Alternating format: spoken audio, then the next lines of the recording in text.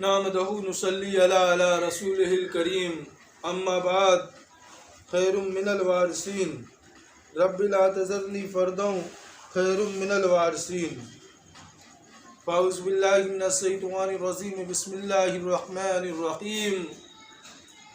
ان اللہ وملائکتہ یصلون علی النبی یا ایھا الذین آمنوا صلوا علیہ وسلموا تسلیما اللہم صلی علی سیدنا مرشدنا محمد وعلی آل سیدنا مرشدنا محمد وبارک وسلم صلاۃ و سلام علیک یا رسول اللہ صلی اللہ تعالی علیہ وسلم هو الوارث الکریم هو الوارث الکریم هو الوارث الکریم حق الوارث الکریم حق الوارث الکریم حق الوارث الکریم یا وارث حق وارث اللہ وارث یا وارث حق وارث اللہ وارث یا وارث حق وارث اللہ وارث۔ بڑی خوش نصیبی ہے کہ ہمارے درمیان آج ذی الحجہ ماہ مبارک پیش تر ہے۔ اسی ذی الحجہ کی تاریخ 18 میں اہل بیت کی دنیا میں ایک ایسا عظیم دن آیا جس دن کو عید غدیر کہتے ہیں۔ یہ خم غدیر کا دن جس کی عظمت، جس کی برکت، جس کی رحمت آج بھی تمام اہل بیت کے نزدیک موجود ہے۔ اہل بیت کے لیے یہ دن سب سے بڑی عید کا دن ہے، کیونکہ اس دن حضور اکرم صلی اللہ علیہ وسلم نے شہنشاہ ولی مولائے علی کائنات مصطفیٰ داماد مصطفیٰ صلی اللہ علیہ وسلم کو ساری کائنات کے سامنے، ساری کائنات کو جمع کر کے زمین و آسمان کے نزدیک اس خوشخبری کو تمام عالم انسانیت کو، تمام عالم مخلوق کو، تمام عالم باطن کو، تمام عالم ظاہر کو عیاں کیا اور سنایا۔ اسی خوشخبری کو جس طریقے سے حضور آقا صلی اللہ علیہ وسلم نے سنایا، اس طریقے سے سفر حج کی واپسی کے درمیان غدیر کے میدان میں حضور اکرم صلی اللہ علیہ وسلم نے ممبر بنوایا اور اس ممبر پہ مولائے کائنات علی مرتضیٰ کرم اللہ وجہہ علیہ السلام کو لے کر گئے، اور اس ممبر پہ کھڑے ہو کر مولائے کائنات کا ہاتھ اپنے ہاتھوں میں لے کر حضور اکرم صلی اللہ علیہ وسلم نے یہ اعلان کیا، فَهَذَا مَنْ كُنْتُ مَوْلَا،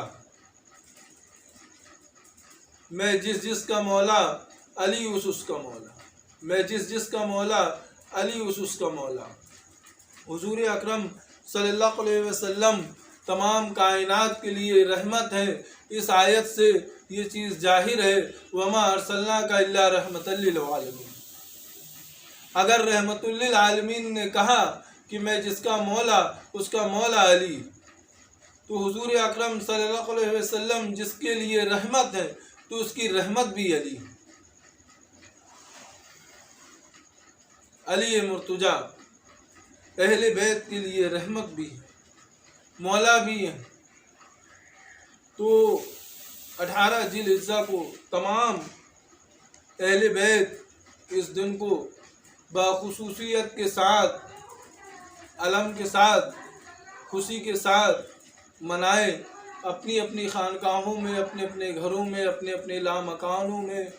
جس کو جہاں جو جگہ ملے سرکار مولائے کائنات کے نام کا دسترخوان پیش کریں، نظر و نیاز کریں اور تمام انسانوں کو پیغام محبت پہنچائیں اور تمام انسانوں کو بتائیں کہ ہمارا سلسلہ محبت کا سلسلہ ہے، ہمارا سلسلہ محبت کا سلسلہ ہے۔ اس بات کو بتانے کا مقصد یہ ہے کہ ہم وارثیوں میں کافی لوگوں نے انگلیاں اٹھا رکھی ہیں۔ انہی انگلی اٹھانے والوں میں کچھ نے یہ کہا کہ ہمارا سلسلہ منسوب ہے، ہمارے سلسلے کی سند نہیں ہے۔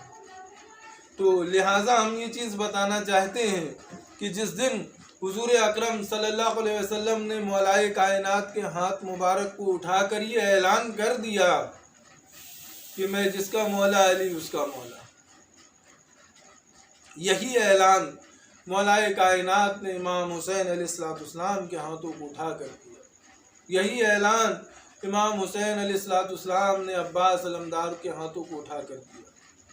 یعنی یہ سلسلہ بدستور جاری رہا، جاتے نور میں، نور محمدی میں، نور علی میں،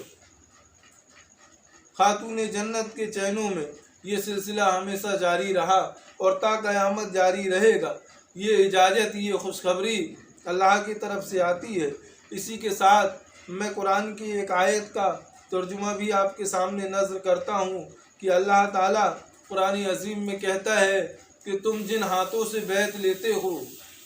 ان ہاتھوں پر میرا ہاتھ ہے، یعنی جن ہاتھوں سے تم بیعت لے رہے ہو ان ہاتھوں پہ میرا ہاتھ ہے، مگر یہ ہاتھ وہی ہاتھ ہے جن ہاتھوں کو حضور اکرم صلی اللہ علیہ وسلم نے خم غدیر میں اٹھایا۔ یہ وہی ہاتھ ہے جس کو امام حسین علیہ السلام نے میدان کربلا میں اٹھایا۔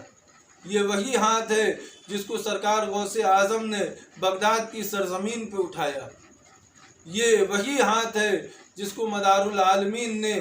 تمام عالم میں اٹھایا۔ یہ وہی ہاتھ ہے جس کو خواجہ معین الدین چشتی ازمیری نے ہند کی سرزمین پہ اٹھایا۔ یہ وہی ہاتھ ہے جس کو سرکار وارث عالم پناہ نے تمام دنیا میں تمام زمینوں پہ گشت کر کے ہر ذرے کے جانثار ہو کے ہر ذرے کے نزدیک جا کے ہاتھوں کو اٹھا کر بتایا کہ یہ وہی ہاتھ ہے، یہ وہی اشرف العالمین کا ہاتھ ہے جن ہاتھوں کا ذکر خم غدیر میں حضور اکرم صلی اللہ علیہ وسلم نے کیا۔ تو یہ آیت اور یہ حدیث